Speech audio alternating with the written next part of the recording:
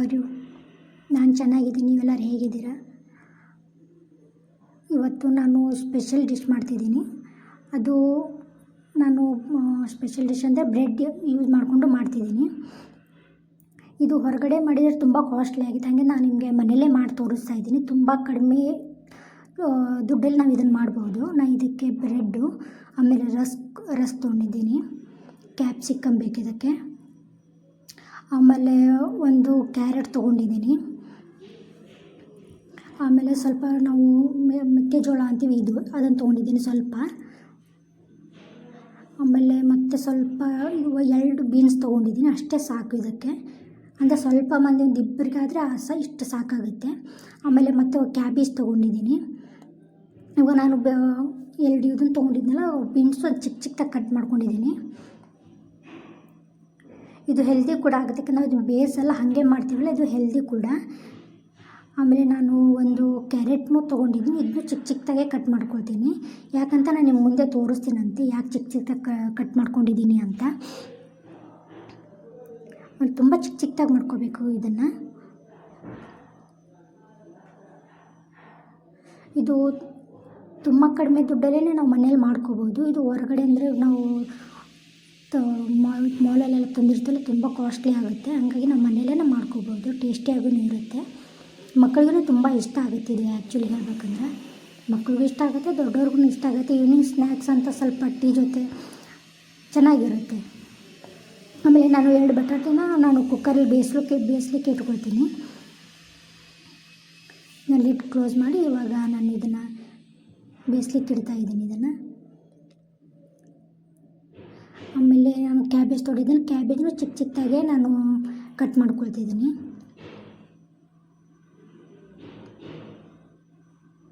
ಆಮೇಲೆ ಇವ್ನು ಯಾವುದು ಬೇಯಿಸ್ಕೊಂಡಿಲ್ಲಲ್ಲ, ಅದನ್ನು ಸ್ವಲ್ಪ ತೊಳ್ಕೊಂಡಿದ್ದೀನಿ. ಉಪ್ಪು ಹಾಕಿ ತೊಳ್ಕೊಂಡಿರೋದ್ರಿಂದ. ಆಮೇಲೆ ಇದು ಯಾವುದೂ ಬೇಯಿಸ್ಕೊಂಡಿಲ್ಲಲ್ಲ, ಹಾಗಾಗಿ ಇದು ಹೆಲ್ತಿ ಕೂಡ. ಆಮೇಲೆ 1 ಈರುಳ್ಳಿ ತೊಗೊಂಡಿದ್ದೀನಿ.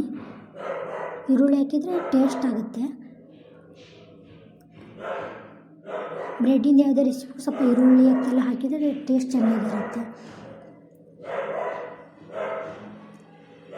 ಆಮೇಲೆ ಸ್ವಲ್ಪ ಕಾರ್ನ್ಫ್ಲೋರ್ ತೊಗೊಂಡಿದ್ದೀನಿ. ಇದು ಸ್ವಲ್ಪ ಅಂದರೆ ಸುಮ್ಮನೆ ಇದು ರೋಲ್ ಮಾಡಿದ್ದಿಲ್ಲ, ಸ್ವಲ್ಪ ಡಿಪ್ ಮಾಡೋಕ್ಕಷ್ಟೇ ಸ್ವಲ್ಪ ತೊಗೊಂಡಿದ್ದೀನಿ. ಆಮೇಲೆ ಸ್ವಲ್ಪ ಮೈದಾ ತೊಗೊಂಡಿದ್ದೀನಿ.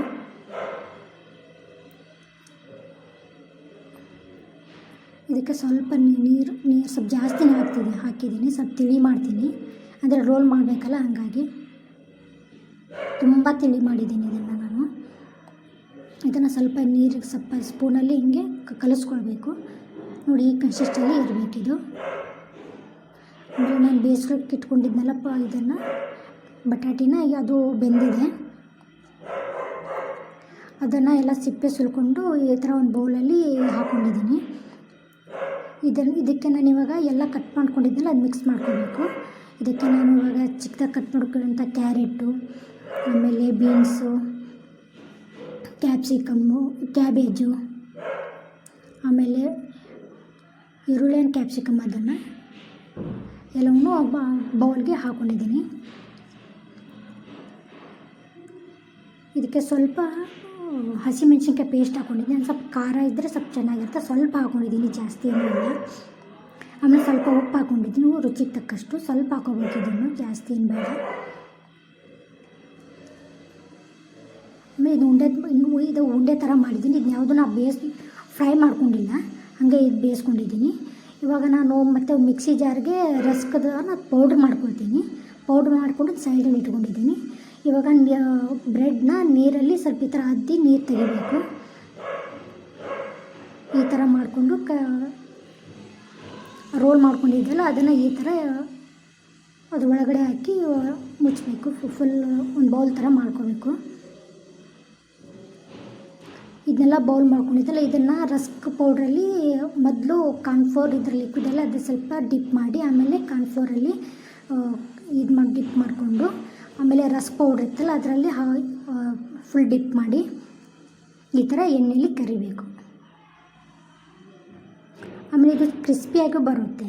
ಇದು ಮೆತ್ತ ನೀರಲ್ಲಿ ಎದ್ದಿದ್ದೀವಿ ಅಂತ ಹಿಂಗೇನು ಇದು ಬರೋಲ್ಲ. ಆಮೇಲೆ ನಾನು ರಸ್ಕ್ ಪೌಡ್ರಲ್ಲಿ ಡಿಪ್ ಮಾಡಿದ್ದೇನಲ್ಲ, ಹಾಗಾಗಿ ಕ್ರಿಸ್ಪಿಯಾಗಿ ಬರುತ್ತೆ, ಒಳಗೆ ಖಾರವಾಗಿರುತ್ತೆ, ಟೇಸ್ಟಿಯಾಗೂ ಇರುತ್ತೆ. ಇದನ್ನು ನಾವು ಸಾಸ್ ಜೊತೆ ಈವ್ನಿಂಗ್ ಟೈಮಲ್ಲಿ ಹಚ್ಕೊಂಡು ತಿನ್ನಬೇಕು.